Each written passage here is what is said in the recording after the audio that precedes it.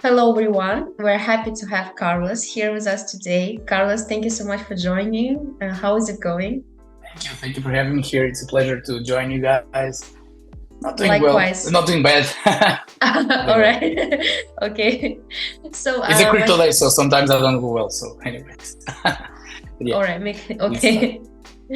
And my first question is, how do you approach marketing cryptocurrencies to a wider audience? So there's like several techniques in the market to do that.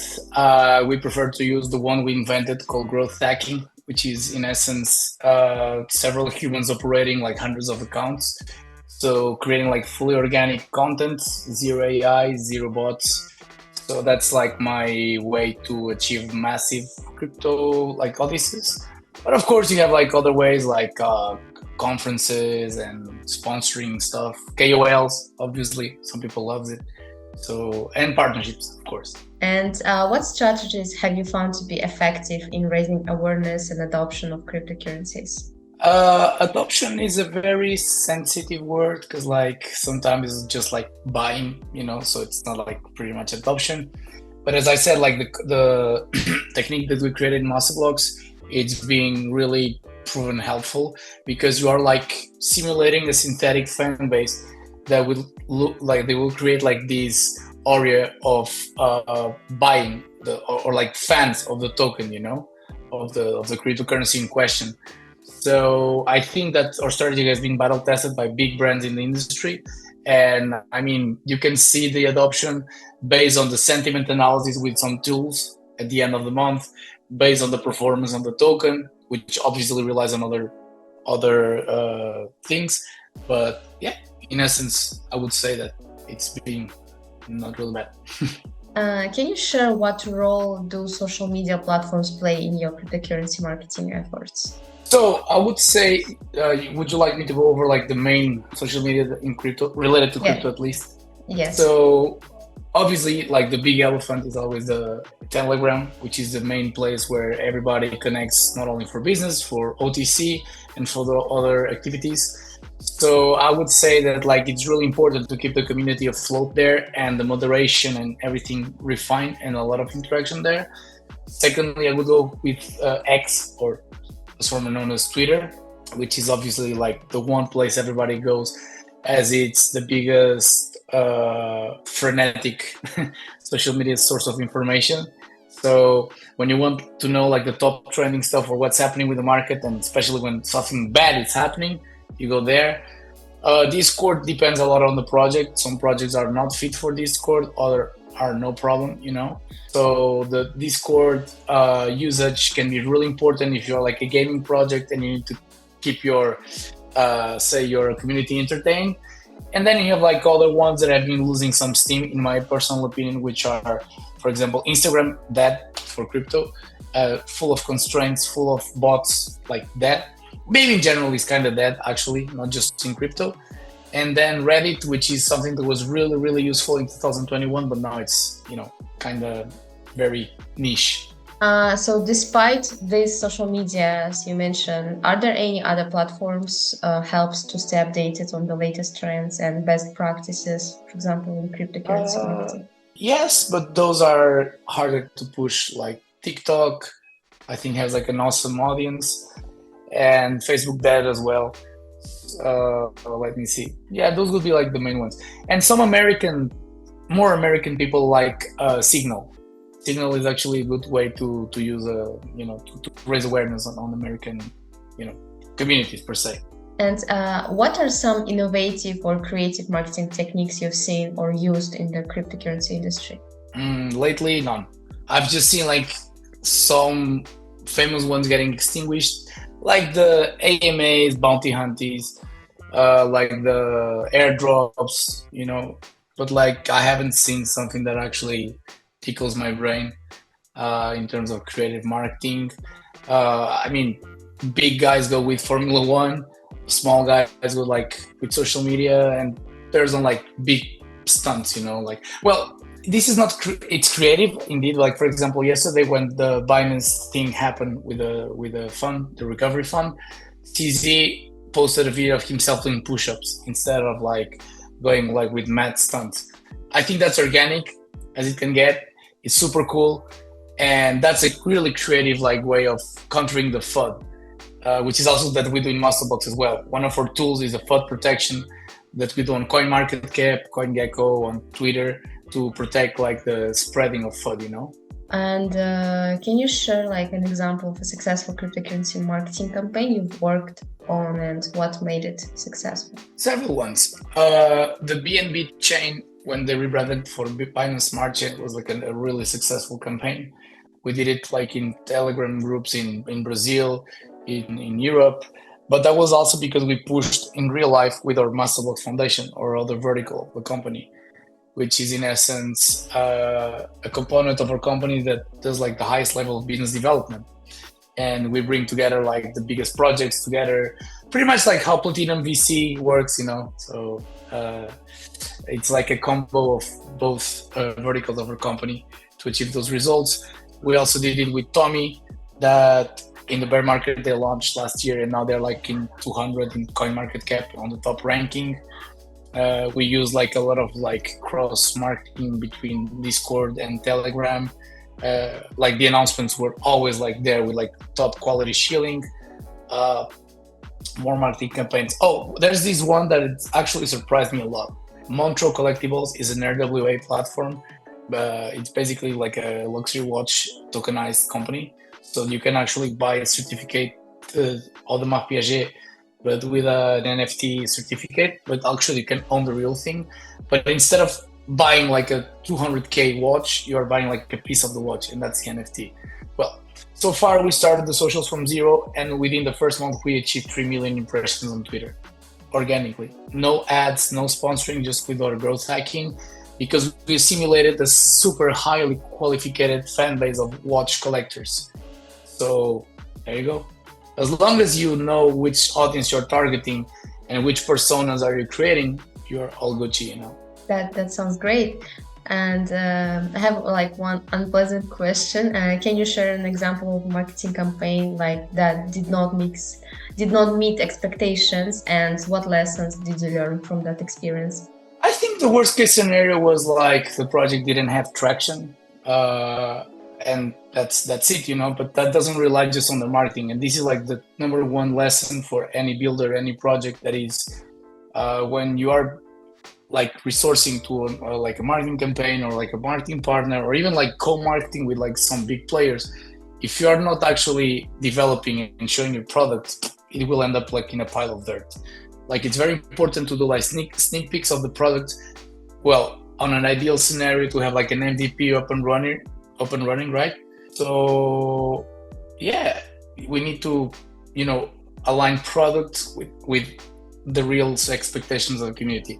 Because, you know, like if you're always just showcasing the teasing, create the hype, but then there's no product, there's no utility. 99% of the tokens have no utility anyways, so it's pure speculation. So if you are not up to the challenge, I mean, what's the point, right? There's no marketing campaign that we can, like, there's nobody in the market that can actually create miracles, you know. It's like, imagine, yeah, it's not like I have like the best grocery store with the best product or whatever.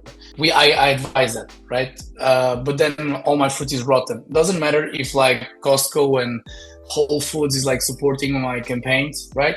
Because if you go to my store, there's no fruit, or if there's any, they're rotten. So, you know, it's not the people need to do these like stupid comparisons that like with normal daily life things to actually rationalize about how you cannot pull out like magic tricks, you know.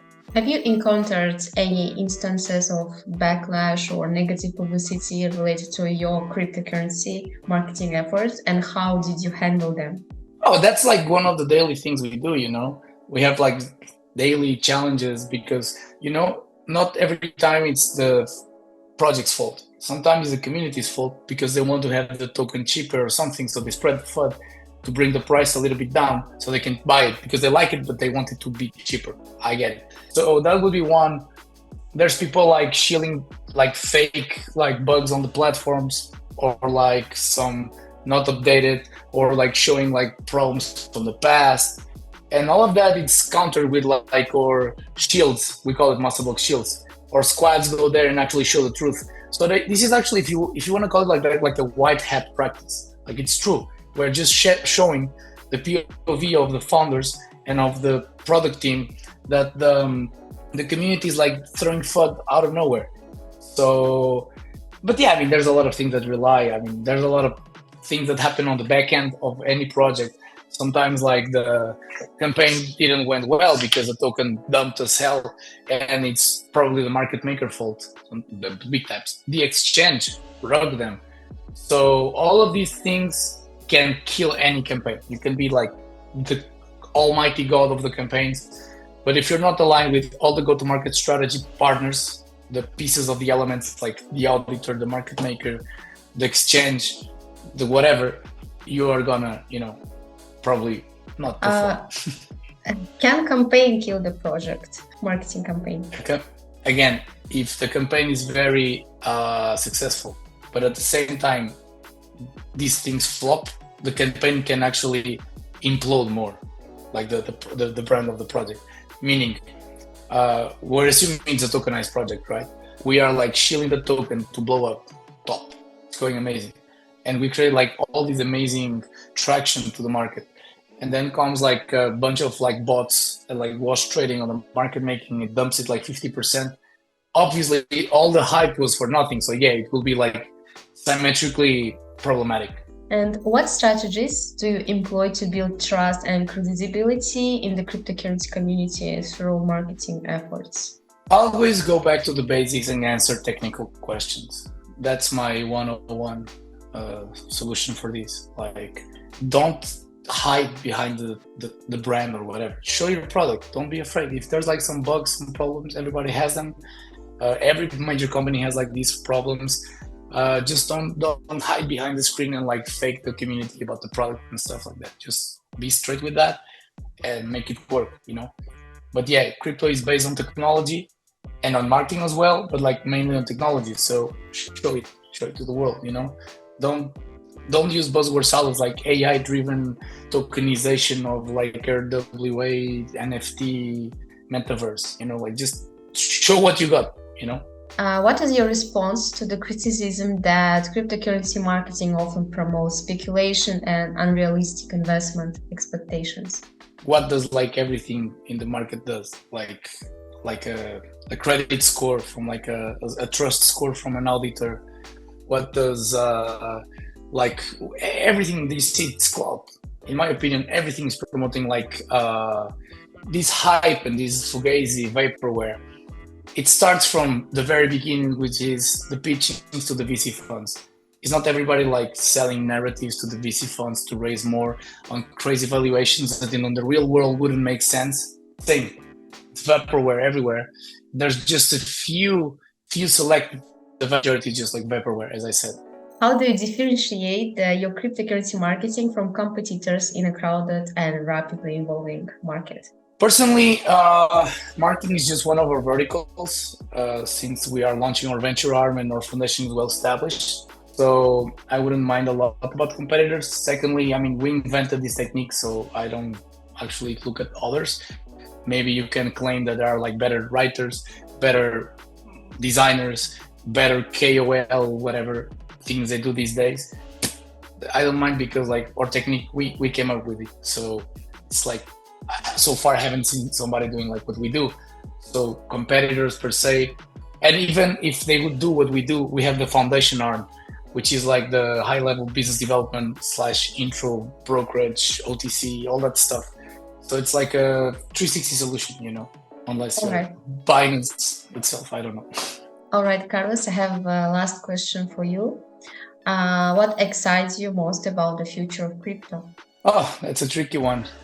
As for me, like getting rid of all the noise, I think in 2024 we will get rid of all like the bullshit that we saw in 2022, like the play to earns and that fugazi metaverses.